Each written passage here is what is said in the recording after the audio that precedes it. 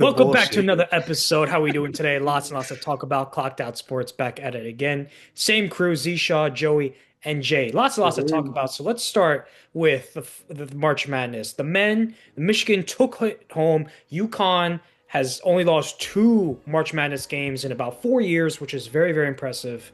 But anyway, it was a beatdown. Start to finish, there were not that many close games, not many buzzer beaters, and no Cinderella stories. So, Joey, let's start us off. Were you impressed by this March Madness run, this I tournament? was. It showed the big dogs. You got to the big dogs spend big money to get the big time players there. We had a few upsets, but nothing, no crazy Cinderella stuff. I mean, I enjoyed the March Madness. I thought the big dogs come out to play in the big time. That's what you want to see. So I thoroughly enjoyed it. Jay, are you upset that there are no more Cinderella teams because of the NIL era coming out? And we did No, talk about this. no, not necessarily. Like I actually, well, I am kind of upset about it, to be honest, because I'm a big fan of a good underdog story. But unfortunately, it's just like the way that college sports is set up these days. I personally don't think that the NIL stuff is great for college sports. It kind of takes the fun out of it. But I do, on the other hand, it's a double-edged sword, because on the other hand, I think that these guys do deserve to get rewarded for their work and risk that they put out there. So yeah, man, that's how I feel about it. It is weird because you know what's funny with the women's tournament?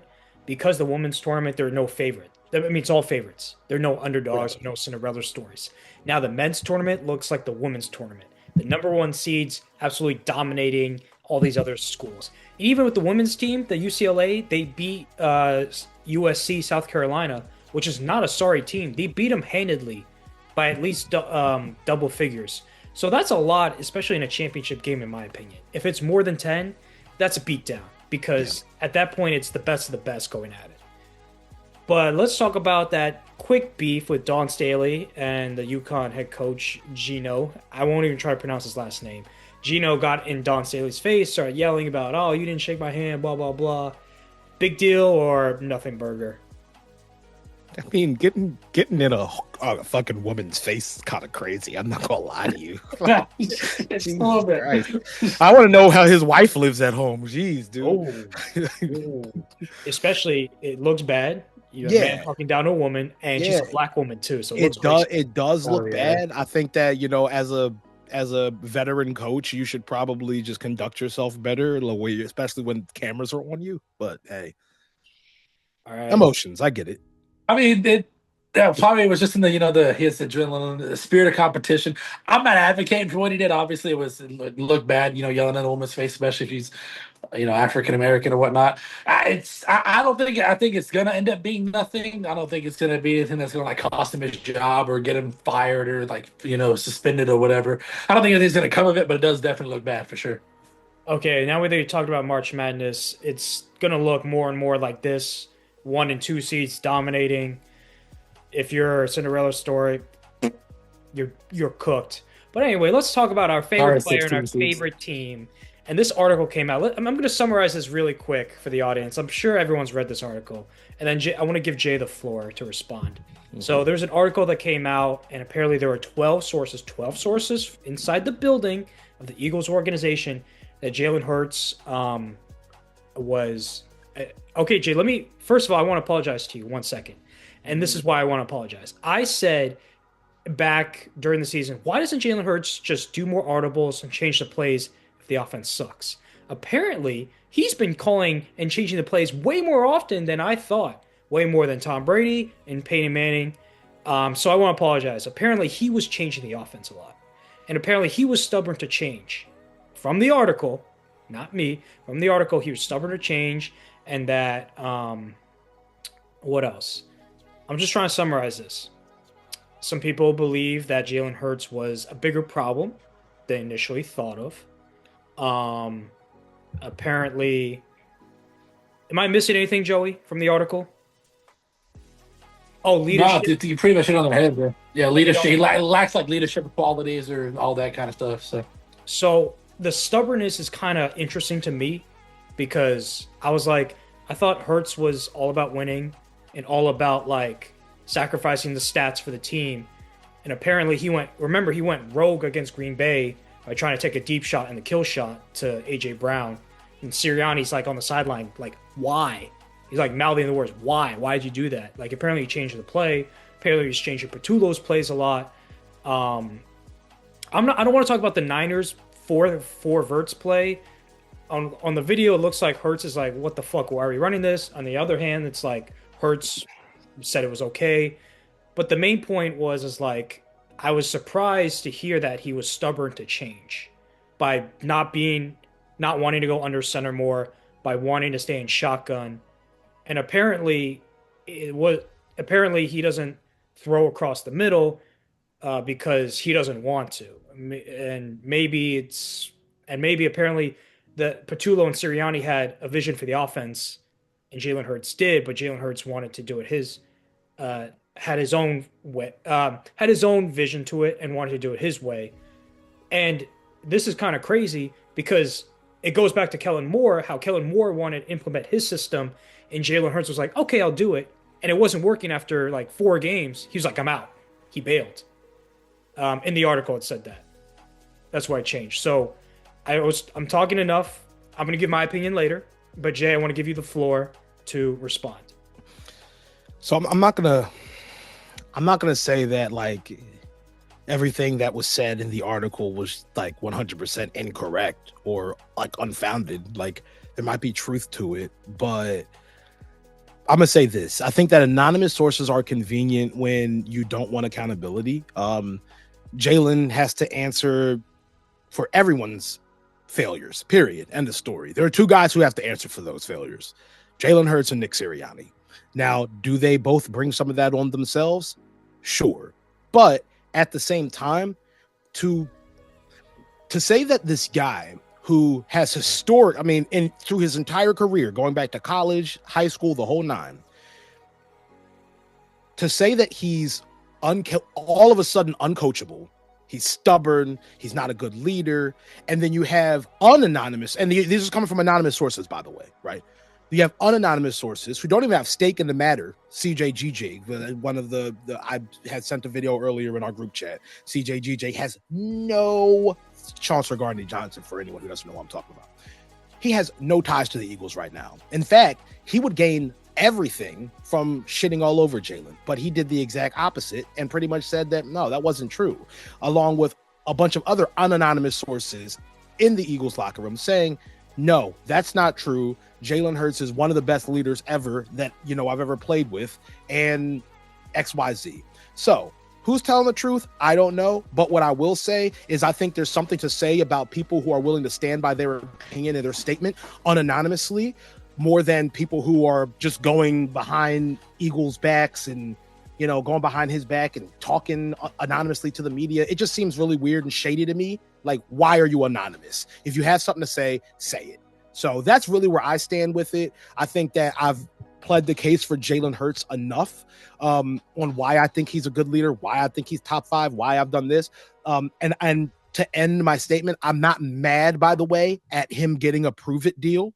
I love that. In fact, I think it put some fire under his ass. I was talking to a good friend of mine the other day who's also an Eagles fan, and we both agree, like, give him that contract. Don't extend him right now. You know what I'm saying? Make him prove it. Go draft another quarterback. Put that fire under him like you did for Carson Wentz and hope that it improves. If not, you're going to have to move on. But with that being said, I just think that once again, the media is going to media like they always have, especially when it comes to this man and this team. Joey, before you speak, I actually want to have a quick question for Jay. Jay, you said CJ Gardner-Johnson has everything to gain by if he has something ill to say. Like, what do you mean by that? Like, I don't get that. I mean, he plays for another team. He has no ties with the Eagles organization. So you can often say like, okay, if one of his team members says something, along with Jahan Dotson, who also got traded, by the way, if one of his team members say something, like if Saquon Barkley said, oh, no, that's not true, Jalen's a great leader, then you could say that it's biased. But if you're talking about CJ or Jahan Dotson, people who aren't even associated with the Eagles anymore, then why would they lie unanonymously and say, oh, yeah, Jalen Hurts is a great leader if it's not true? Interesting. I got a theory, but Joey, I want to let Joey have his turn. Go ahead, Joey. I mean, to the point of Jay, if you got, I mean, if somebody in any organization is going to speak ill about a player, at least like let it be known who. At least either tell the person or at least let your name be known. That way you can, if Jalen wants to talk to you or whatever, hopefully he can be professional about it and not be like trying to beat him up or whatever, which I doubt he will. But and then I want to point out something else. Levante David, who we all know is a really good linebacker, probably one of the best ones outside of Bobby Wagner, said that Jalen Hurts is not someone they should have to worry about or game plan for whenever his time at Tampa Bay. And I somewhat agree with that. The only reason why you want a game plan for him is if they do the tush push. Other than that, there's really nothing else. I mean, and I don't mean to step on you, but that's regarding his play. We could debate that all day. Right. But when we're talking about him as a leader, going back to what you said about anonymity, at the end of the day, like, isn't it weird that it's always an anonymous source that talks shit about Jalen Hurts? It's never. Look, there's a lot of other quarterbacks who wouldn't be seen arguing with their coach on the sidelines. A lot of the quarterbacks you quote unquote call leaders. I don't even think I've seen Jalen Hurts argue with Nick Sirianni though, or at least AJ caused as big of a stir as the article says as other leaders would in the locker room or whatever it's going on. I often just wonder if Jalen Hurts was a Texan or a Carolina Panther, would this be the case? I mean, probably not. I mean, Joe, are you done? You good? Yeah. No, I'm good. You keep talking. If you. No, I'm good. I'm good. I promise. I'm good. Okay. I'm good. Cool. So these anonymous sources, I think, I'll speak candidly. I think most of it is Kevin Patullo and Brian Johnson from those years. I agree. Probably. Because that's what the word is around Philly. That's what we've heard. So I don't think Kellen Moore wouldn't say anything because Kellen Moore absolutely. I think he loved Jalen Hurts. I think Kellen Moore was a big Jalen Hurts. And guess what? So I bet Kellen did love Jalen Hurts, and that's when they were successful. They weren't successful under Brian Johnson. They weren't successful under Kevin Patullo. Wonder who would have some shit to say after they took all the heat and got fired. Well, also, there's one I want to say from them. These guys have 7-figure jobs that they need to hold on dearly. Like, these are That's why they're not coming out also. Yeah, once in a lifetime opportunities. If they get fired, they have no leverage right now. They're passing game coordinators or offensive assistants for other teams. If they're named, then they're going to get shit on and probably be blacklisted from other NFL teams. Who the fuck? Wait a minute. Who the fuck is Jalen Hurts, dude? He doesn't have power. It's not like he could do anything. Call me crazy, but do you think maybe Shane Steichen also could have said something? I don't know. I don't think. I mean, I'm just spitballing like offensive coordinators. It's possible. To your point, Joey, if someone asked him over the phone or talk to him, I think he would say something off the record as an anonymous source. But listen, if you're Brian Johnson, you're Kevin Patullo, you're trying to work your way up to being an OC again, right? That's the goal. If you come out and say Jalen Hurts sucks while you're employed by another team, that team's going to look at you funny, like, why are you shitting on your old employer? Why are you shitting on your former quarterback? Right. So you got to focus on what's important now. And also, throwing Hurts under the bus gives them more leverage with their agents. Their agents can negotiate contracts and say, it wasn't their fault. It was Jalen Hurts. Look at the articles. Look at what the sources are coming out. It's made. But you can't say that it, and I'm not saying you are. I know you're sure giving hypothetical of what they say, but you can't say that it wasn't Kevin Patullo, it wasn't Brian Johnson, it was Jalen Hurts. Because I'm sorry, is Kellen Moore some groundbreaking OC? I don't think so. I don't think that he was amazing with the Cowboys. No. Kellen Moore. Was he a groundbreaking OC? Was he like? Did he win a Super Bowl with y'all? That's my point. My point is he won a Super Bowl with us, but that's the only success he's seen. He didn't win a Super Bowl with Dallas. They had a great roster, So how can we say it's Jalen Hurts when Jalen Hurts won a Super Bowl under Kellen Moore? So it just seems like the constant are these guys who possibly, because we don't know who the anonymous sources are, that's what sucks. But if it is Kevin Patullo, if it is Brian Johnson, if it is guys who used to coach for the Eagles, I think that would kind of help their bias a little bit, and like I said, I'm not saying it's not true. I'm not saying everything is false and it's all a lie and they're all bullshitting, but it just seems a little strange. Well, I would say more Jalen Hurts. If that article is somewhat true, I would lean more towards he's difficult to coach more than he's a bad leader. He's a coach's kid. He's never been called difficult to coach ever. Well, like they're that's saying the like point. uncoachable or whatever. Yeah, I mean, Well, But that's why? Since when has that been a thing? He just randomly became uncoachable this past year? Is the first time you ever heard that? well, the first time I've ever heard that, but I want to talk to you. It seems like because it said in the article that he's open to new ideas, but then if it doesn't work right away, he's gonna flip back and change, just like in Kellen Moore's offense, because you pass a lot in your first 5 games, and then you right. like 500, and then you switch to the running game. And Yeah. apparently, this is the thing with Hurts. He's a great runner. Like he's a strong runner. He's an okay runner. He's not as good as he used to be. That's what I mean. It's like So. when at his best, he's a runner, and if he runs less because he's not a great pocket quarterback. If he runs less, he's a less effective and efficient quarterback overall. So, someone floated the idea that the theory is that Hurts wanted to prove to doubters and maybe himself that he could be a pocket guy, just stand there and sling it and not run as much. That was the theory brought up, but it was weird to see like the leadership questioned, the coachability questioned in this article, because all I've been hearing is Jalen Hurts is a great leader, and That's all you've heard since college, dude. And Well- that's the crazy part. So, Jay, is there any truth, or are they just bullshitting? Because there are 12 sources. That he's a bad leader. Well, just those 2 points. Just those 2 points. That he's not a good leader. He's a bad leader and he's not uncoachable. I think that's bullshit because the people who are currently playing with him they don't have to speak out. They don't have to say anything. They don't have to, but like, I think that if anything, here's where the truth may lie. The truth may lie in the fact that he is not one of these guys who is just gonna let shit rock the way it is. I think that yes, he might have changed, and I've heard that he's changed calls a lot. The Super Bowl year, I heard he changed calls a whole lot. In fact, that was a lot of the dominance they had was the fact that he changed the clause. But I think the problem is when you don't have good clay to work with, you can't make a good sculpture. So if he was changing calls in Kellen Moore's offense, he had a better clay to work with than changing calls in Kevin Patullo's offense and Brian Johnson's offense. So it's just different. So I mean, it just might have looked different under Kevin Patullo. You know what I'm saying?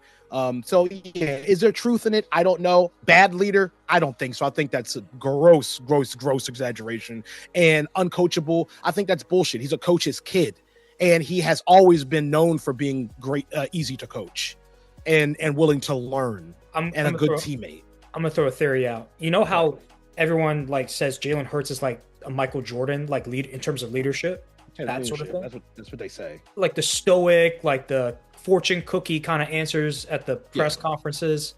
Yeah. I'm going to go off and say Michael Jordan was not a great leader. Now, that might be a hot take.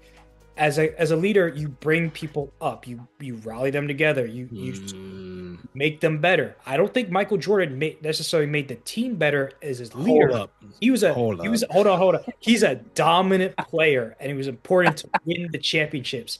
But the leader was Phil Jackson who brought that team together. Yes. Hold on.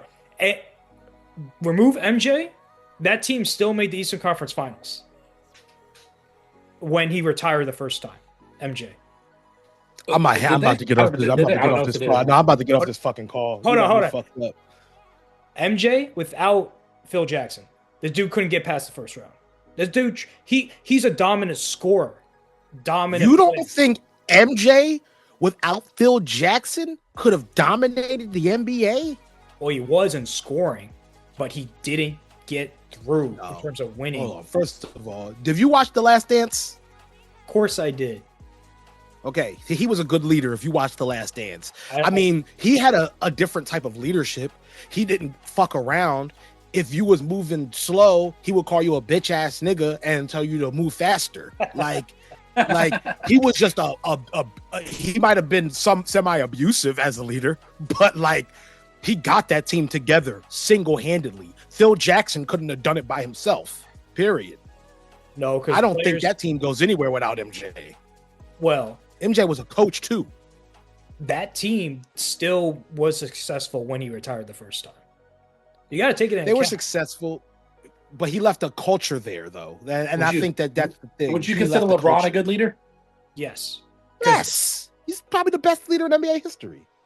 because LeBron does something. He makes teammates better. He sets up teammates for open I mean, three. Kobe's also a good leader. Like Kobe's a good leader. I think in basketball, I like to take leadership as like playmaking, setting up your teammates for easy buckets. yeah, I think every sport's different when you say the word leader. Like it's a different terminology for every sport. I feel like facilitating is something that you need if you're going to be a leader on the court. Like you need to be able to run that court. You need to be able to be a court general. Like I think Luka's a good leader. Luka's going to be, at least he'll end up being a good leader if he's not already. He'll be a good leader. LeBron has to go first. Yeah, but I mean, that team plays better when LeBron's on the bench or not playing, but Exactly, right? I guess I'm tying leadership to playmaking and facilitating for basketball. But anyway, let's go back to my point about Jalen Hurts. Because in the 2020s, it's different leadership style compared to the 80s or 90s. Like you just said, MJ called someone a motherfucking bitch. And they get their shit straight. Well, he didn't say that, but he said. Well, I mean, he said shit like that. It wasn't far off. No, Joey. I'm saying you didn't say that. You said something else. Oh yeah, I didn't say that. He said something else. Don't say that, Zach. Well, you can't call someone a bitch nowadays. You can't because that's a disrespectful term. Yeah, no, that's. I swear, bro. I was watching Last Dance, and dude, I remember they were at practice. MJ was like, "Run faster, hoe." Like shit like that. I'm like, damn, bro. The face, bro, you imagine Jalen Hurts say that to a fucking lineman or something like, "Run faster, right? Run faster, hoe." Like, you talking to a grown fucking man, bro. He tells Saquon is one of the fastest running backs in the league. Hey, run faster, run faster, hoe. Oh my god, that's crazy. Yeah, MJ was. Or he tells different, he tells AJ Brown to quit bitching and fucking wait for his turn or something. You know. Yeah, I would love Jalen Hurts to tell AJ Brown to quit bitching and wait for his fucking turn, but he won't. He won't because AJ. Bro, Brown look, call me crazy, but I want to see like an actual I want to see like a full blown like Hard Knocks of the Eagles and just make Jalen Hurts mic'd up the entire time. That would be content galore right there. No, I actually want AJ. AJ Brown mic'd up. That'd be nice. I think that the biggest problem with AJ, and I know that a lot of people talk about AJ and Jalen's relationship, and I think the biggest problem that happened is that Jalen is the type of leader where he's not going to tolerate certain things. So the most he'll say is like, "All right, chill, I got you. Just stay ready." Like he's not going to go back and forth with you. Oh my bad. I think the biggest issue that people have with Hurts is that he's very outspoken compared to other players in the league. Like he speaks his mind a lot about a lot of things. In a minute, I think that Jalen is the opposite of that. I feel like Jalen doesn't speak his mind. Well, like he'll say. Well, I mean, there's also times that he'll say things that other players won't either. Yeah, I've seen it in a couple interviews. So because he gets frustrated because like the media is constantly trying to coax some weird answer out of him, like they do with everyone. It's not just him, but like they're always trying to get some.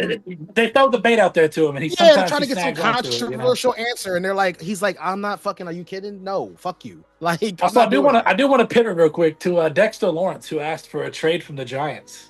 I don't know if y'all saw that or not earlier this week. We need a Giants. Or last week, I think it was. The Giants very well might be our Super Bowl champions this year, so we need to be careful.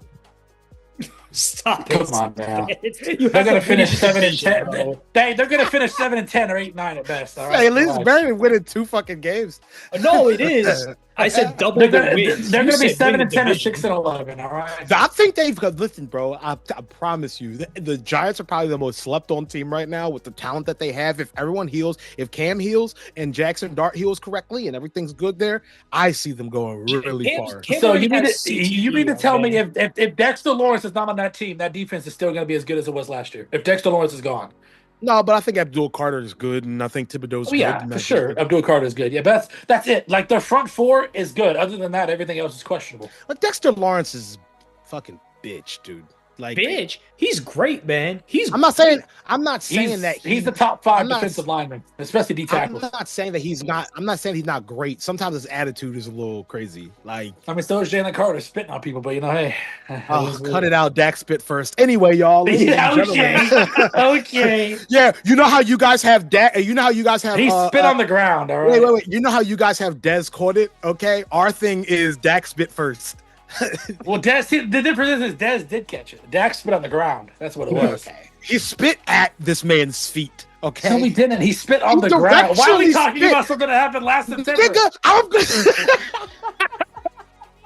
You know what we got to do? We got to wait till the season starts and have a 1-year anniversary recap of the whole A recap of everything that of happened. Spitgate. You know, we got a year ago on this day. right. A year Jalen ago Carter. this day, Jalen Carter spit on Dak because it's a little baby back bitch. Oh, cut You it know.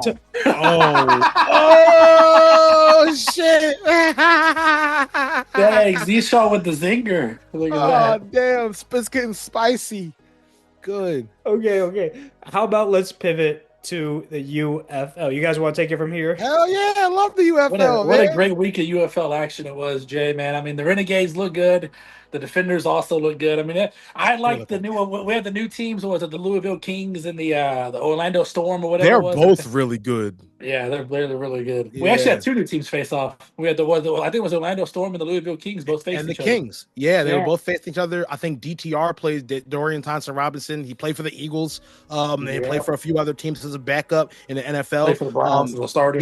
Yeah. He played. I think he plays for the Kings or the Storm. I think it's the Kings. I think it is the Kings. Yeah. Man, when I say, man, UFL's fun. Now, the first week, I'm going to give you guys a little, if you didn't watch it, if you're watching this show and you didn't watch it, the first week was a little bit lully. It was like a little, and the play kind of declined a little bit. But on the flip side, the good part was that, man, that attendance rate looked really good. Except for a few games, the attendance rate was amazing. And that's what I'm looking at mostly. I feel like St. Louis sells out almost every game they play. St. Louis shows up for their team. They show up, bro. They and do I like show how they're up. not showing the camera boosts and like when they're calling the plays and the boost. Yeah, and they kind of stop showing that too. They do it every now and then, but they really eased up on the mic'd up and the camera boost stuff because it was too much. It's a lot more. Yeah, it's a lot more. It's more NFL, but not NFL. If that makes sense. Like it's got like an NFL vibe to it, but it's not fully NFL vibe. Yeah. So week 1, the level of play was a little down, but week 2, it really ramped up. The attendance has been good. We actually had a game going right now. I don't know who's winning, but we got the Renegades and Battlehawks playing right now. I'm unable to watch it because I ain't got the channel. But I watch it. Go Renegades. I don't want to say how I watch it, but anyway, go Renegades. Go Defenders. Me and Z are Defenders fans. He doesn't even watch the UFL. He doesn't watch UFL, but he's a DC fan, so he's a Defenders fan. Defenders! Defending champs. I think you should, though, Z-Star. I think you should actually give the UFL a shot. You should get into it. Listen, I showed the boys. You just gotta go in with. It's like I tell everybody, you gotta go in with the mind that it's not the NFL and it's not gonna be the quality of the NFL. It's not even college, but when I say it's, but I want you to liken it to the fact that in any sport, you could watch 2 teams and you could get bad games. You watch the Browns versus the Raiders, it's probably not going to be a good game, right?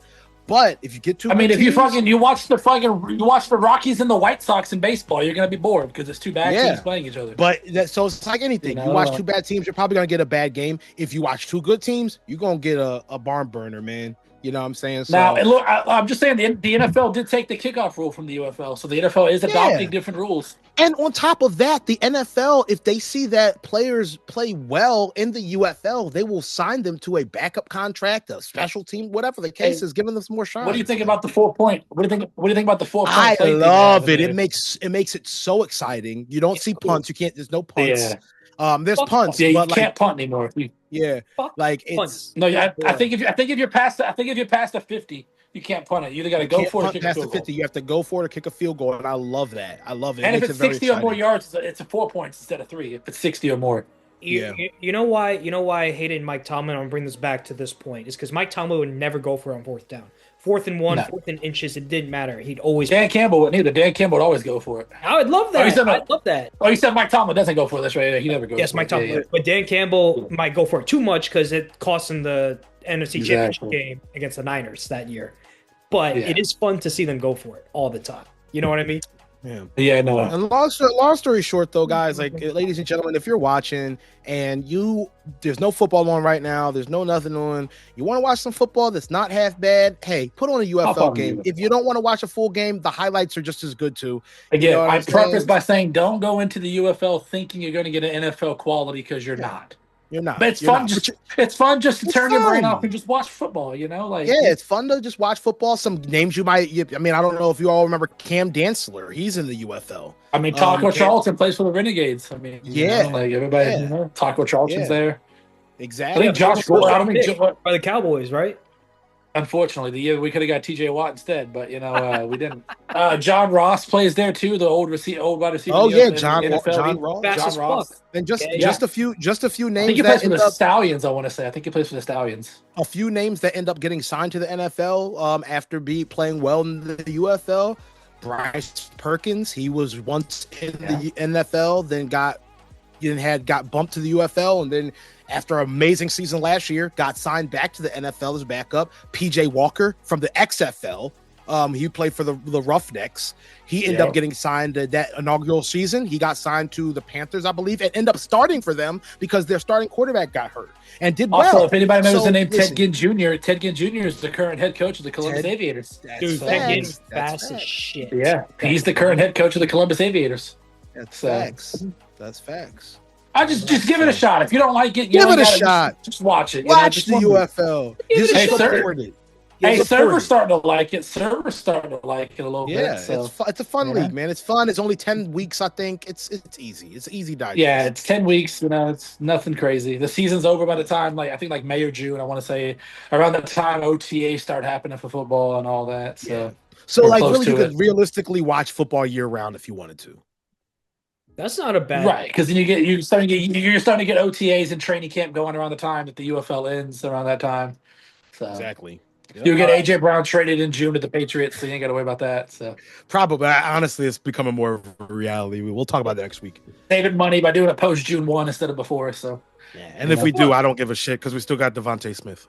Let's go talk about the NBA really quick. The Lakers are fucked because they lost Luka and AR for the rest of the season, and at the very least, the first round. They're not getting out of the first round without those two guys.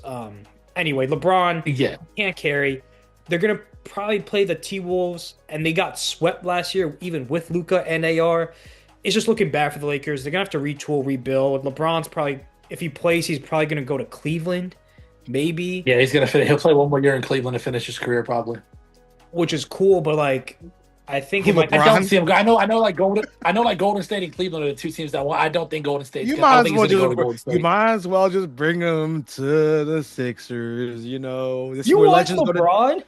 That's where legends go. That's where legends go to die. That is true. Joel Embiid's pretty bad. James Harden, Paul George, James Harden. But James, I heard James Harden's balling now. I heard he's balling. No, well, he is. But I mean, listen, Paul George is balling right now. I don't know if you guys have peeped at all, but he's balling. I mean, the Sixers aren't going. They're not going anywhere. Yeah, we'll see. You know, I heard that Kevin Durant's he's in the top 5 or some all-time scoring or something like that, or his top 10 or something. I think he passed that a couple weeks ago or something. Kevin Durant. Yeah, but shouts out KD. KD's the greatest scorer, but this dude is a number 2 at the end of the day, not a number 1 to lead a franchise. I'm glad you said greatest scorer, because if you said greatest shooter, that was going to be Steph Curry. Steph Curry is the greatest shooter this sport's ever seen. Is the greatest shooter. Facts. That's facts. All right. Sorry, guys. We're out of time. Thank you guys for watching so much. Like, comment, subscribe. What we should talk about next. I'm Z-Shaw, and I'm with JJ. Double J. Double J. This is how we do. In the meantime, deuces. We'll catch everyone later. Stay clocked out. Yes, all right, boys.